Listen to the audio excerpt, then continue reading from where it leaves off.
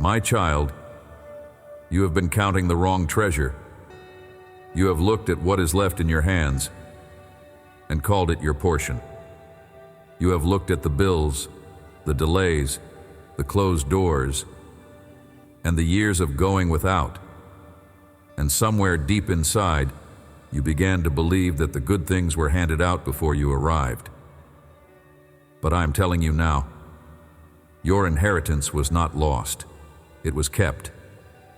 There is a vault no thief has ever opened, a place where loss has no door and time leaves no mark. And right now, in this moment, inside it, there is a portion with your name written across the top.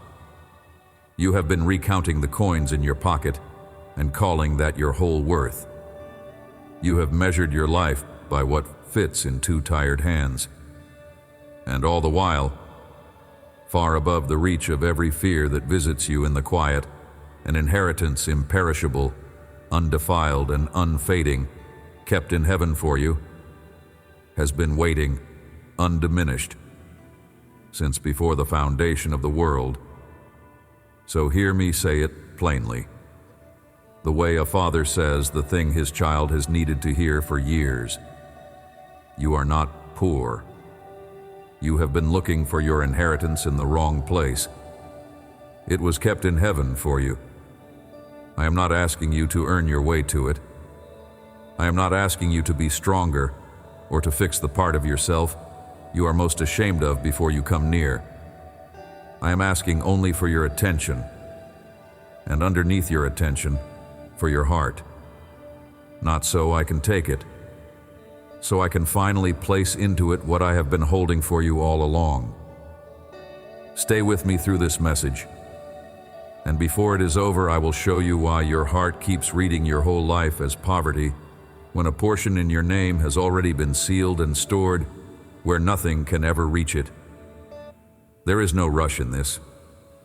Let your breath go out slowly, longer than you drew it in, the way a man sets down a heavy bag at the end of a long road. One unhurried breath, emptied all the way to the bottom. You do not have to perform anything here. You only have to stay present long enough to be told the truth. Let the world wait outside the door for these few minutes. It has had enough of you. I see you. I see how you guard the little you have, as if it could vanish the moment you stop watching it. The mother counting what is left after the bills, deciding which need will go unmet this time. The father working a second shift and still feeling behind, certain he is failing the ones he loves. The young one of you, looking at everyone else's full hands and quietly deciding the good portions were given out before you came. The one who checks the same numbers twice before finally letting themselves rest. None of this is hidden from me. I have not missed a single time you went without, so someone else would not have to. There is a particular weariness that belongs to the one who is always last in line. You give the larger piece to the child and tell yourself you were never that hungry. You let the dream wait one more year so someone else's need can be met first. You have made a quiet practice of coming last. And somewhere along it, you began to suspect that coming last is simply what you are for. That other people are the ones things happen to, and you are the one who holds the door open while they walk through. I watched you do this for years, and not one of those years went by me unnoticed.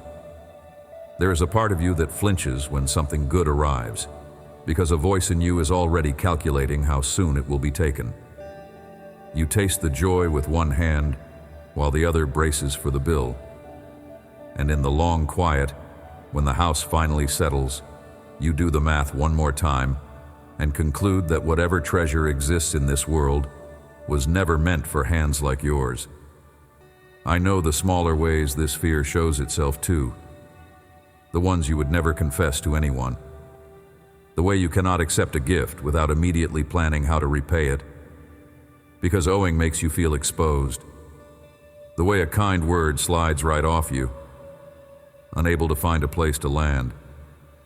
The way you say you are fine when someone offers to help, because needing feels dangerous and receiving feels like a debt. You have built a whole life around not asking, around making yourself small enough that no one will ever have to give you much, so that no one can ever take much away. You learned to call this strength. I have watched it cost you so much that I cannot call it strength. I call it the long ache of a child who decided very early that the safest thing was to expect nothing. You have watched other people's lives the way a hungry person looks through a lit window. Their open doors, their easy mornings. Blessing seems to find them by accident and forget you on purpose. You stop saying this out loud because saying it makes you sound ungrateful, and you are not ungrateful. You are tired. You are someone who was told their whole life that the cupboard was nearly empty, and you came to believe it down in the bone, where beliefs are hardest to reach. And underneath all of it, in the quiet you rarely let yourself enter, there is one question you have never spoken aloud. Is there anything in this world that was actually meant for me? Not for the people I serve, not for the ones I am holding up, for me. You have been almost afraid to ask it, because you are sure you already know the answer. So let me answer it for you, gently, with the truth you have not let yourself believe. Yes, there is. There always was. And it is far larger than the little you have been fighting to protect. But that story did not come from me.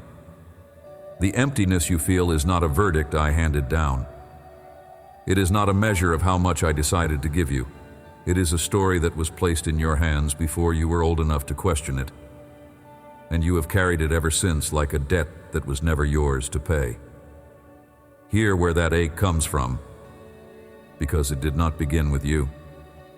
The instinct to measure your worth by what you can hold was put in you young, in a home where there was never quite enough, where love and lack arrived in the same hour and got tangled together until you could not tell them apart. A child who watches the food run low at the table learns a lesson that follows them for 50 years.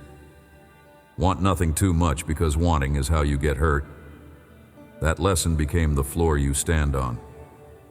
You stopped reaching for the large things and started protecting the small ones, and you called it being realistic.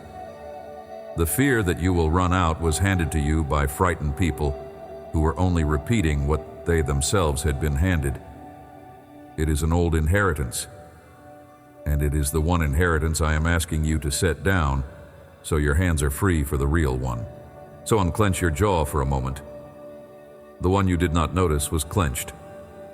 Let the back teeth come apart. Notice how long you have been bracing for a loss that has not even arrived. I have been near this whole time, close enough to touch, watching you defend a poverty I never once assigned to you. Here is where the lie breaks. The picture of me you carry was painted by that same fear.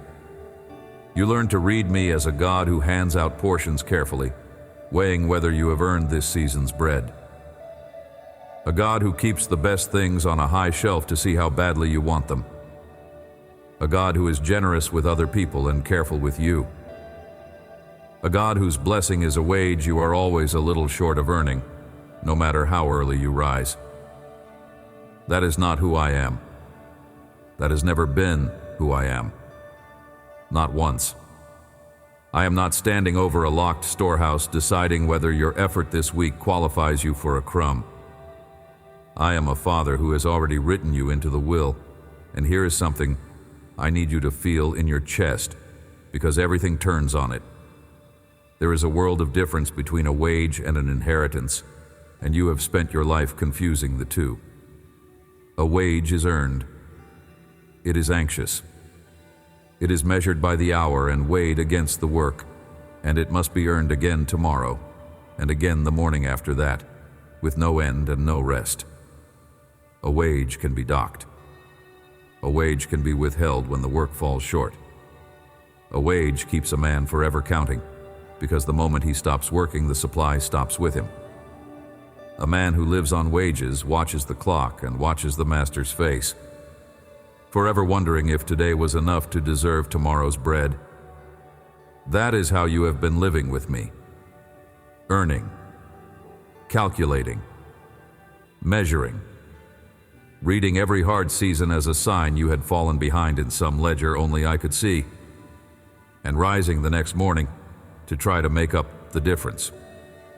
An inheritance is nothing like that. An inheritance is not earned, it is received. It is not anxious. It is secured. It is not measured against your performance because it was never tied to your performance in the first place. It is given to a child simply for being the child. A son does not audition to be in the will. A daughter does not earn her share by being more useful than the others, or by crying the right number of tears, or by finally getting her life in order.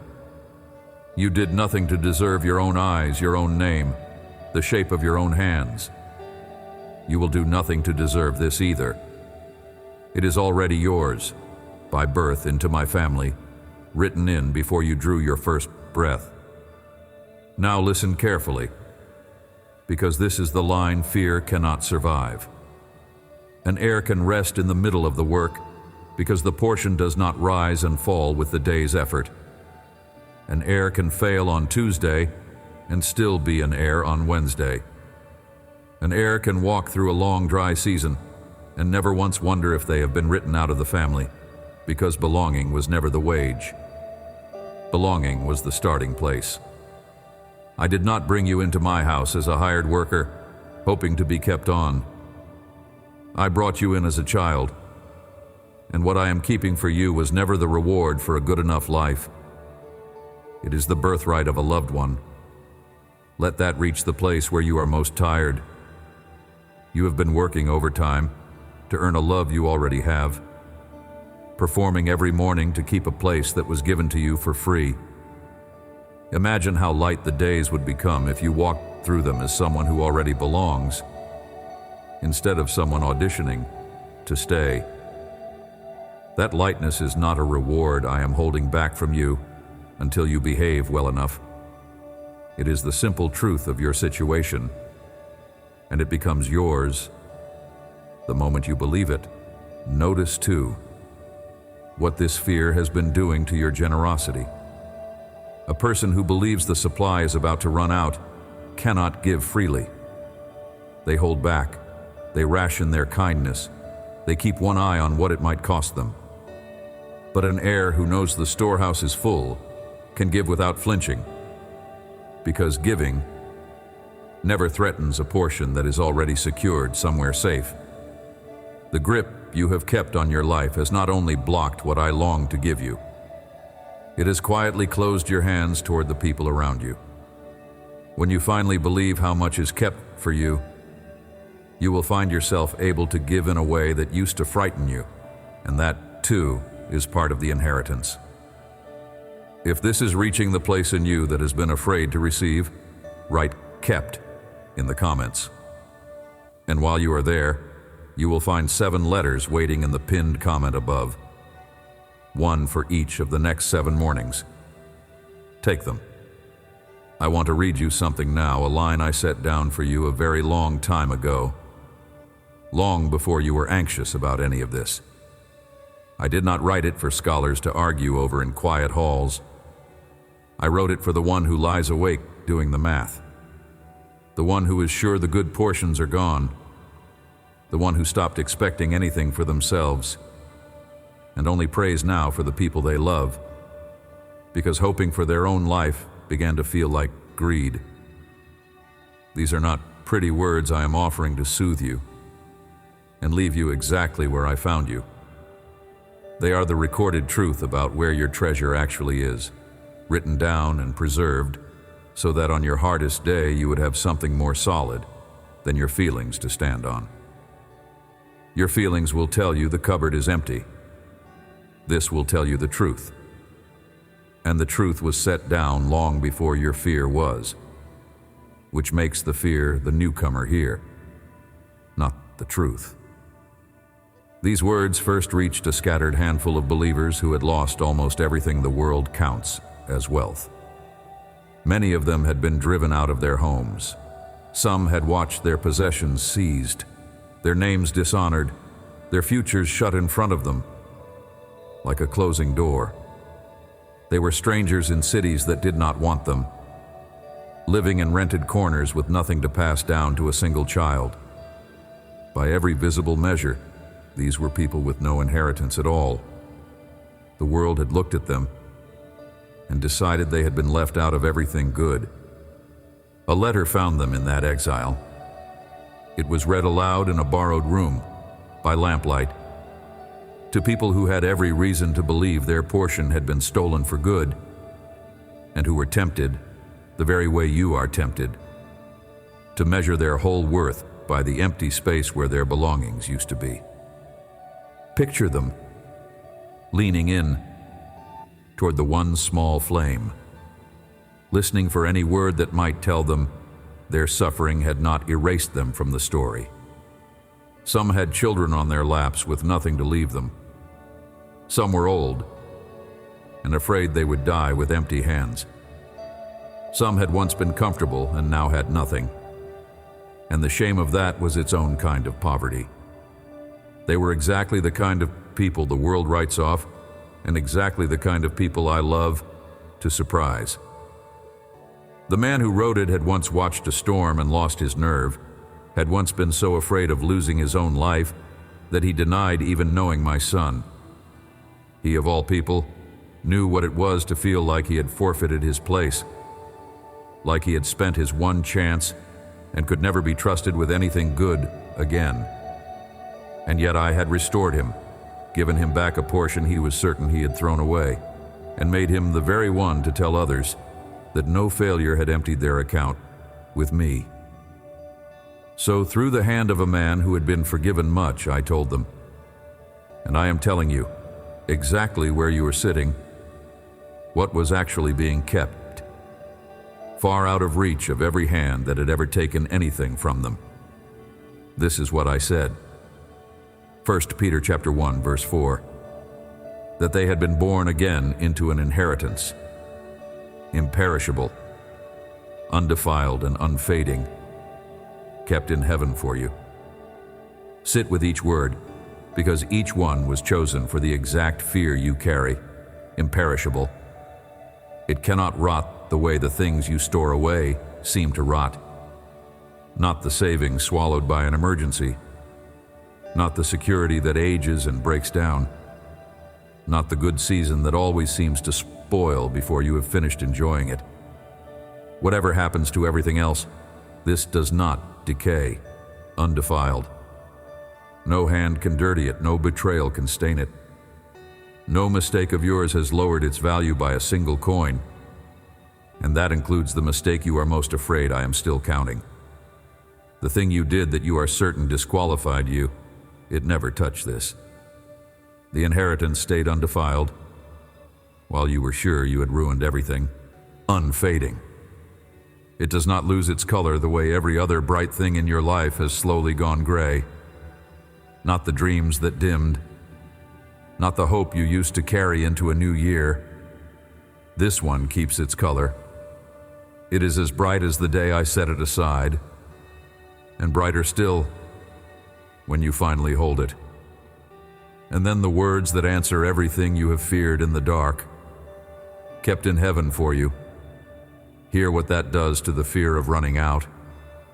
It is not kept in your trembling grip, where it could slip through your fingers on a bad day.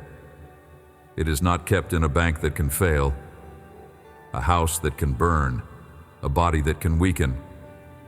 It is kept by me, in the one place in all of existence where loss has no entry, and it is kept for you, not for the better version of you that you keep promising to become, for you as you are, with your tired hands and your long arithmetic. Those last two words are not decoration on the end of a sentence. They are a deed with your name written across the top. Your hands were never the vault.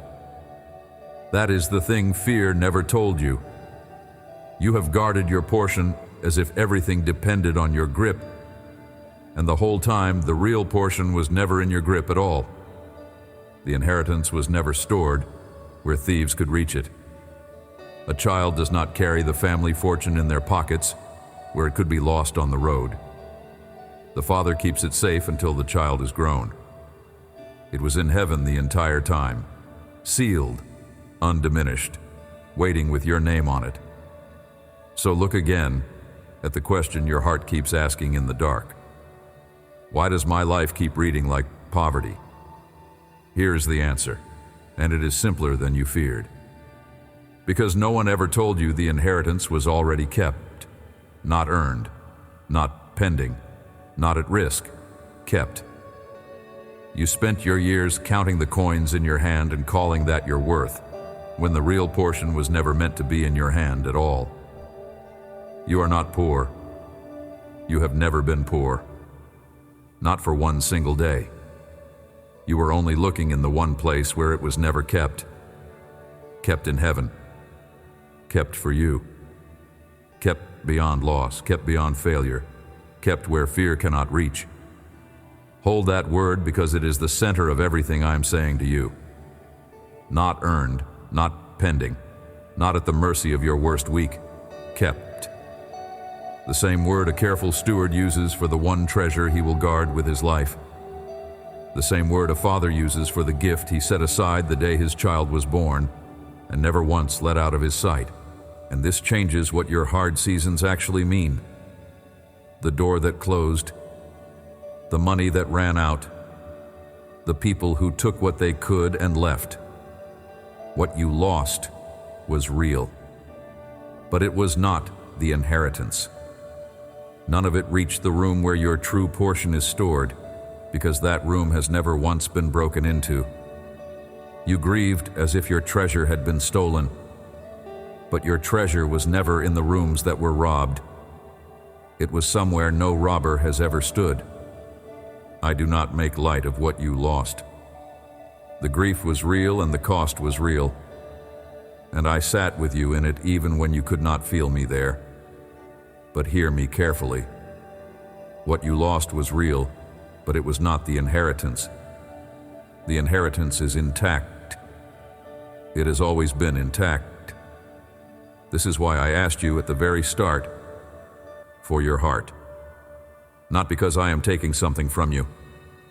I have never once needed to take from you. I asked because the hands that finally unclench are the only hands open enough to receive what I have been holding all along. A fist cannot be filled. You have kept your hands closed for so long, around so little, that you never noticed I have been standing here the whole time with both of mine open, waiting for you to stop bracing and simply receive. When I ask for your heart, understand what I am really asking. I am not asking you to feel a certain way or to manufacture an emotion you do not have on a heavy day. I am asking for the locked inner room where you store every worry about being left without. Give me that room. The moment your heart is mine, you stop being a renter in your own life, anxious about the lease, and you become a son, a daughter, an heir who lives in the house knowing it was bought and paid for. And here's the part you have been afraid to hope. When you hand me that room, I do not strip it bare. I fill it. I take the anxious arithmetic and replace it with a peace you did not earn. I take the bracing and replace it with rest. I take the long habit of expecting nothing and gently, over time, teach your heart to expect me instead.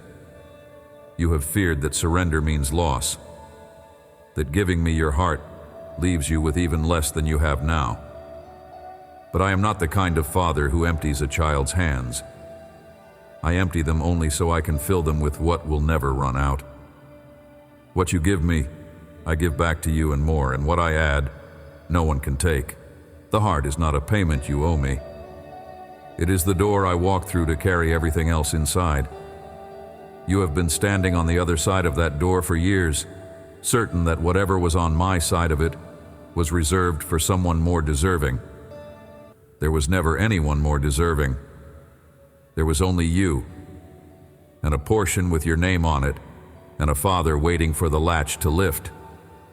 Remember the man hanging beside my son in his final hour, a criminal by his own confession, with empty hands and a record he could not undo. He inherited paradise in the last moments of a ruined life, not because he had earned a portion, but because he turned his face toward the only one who could give him one. Your inheritance was never matched to what you managed to accumulate. It was matched to a price my son already paid in full when he emptied his own hands of everything he had, his comfort, his friends, his very life, so that yours could be filled forever. That is why it is imperishable.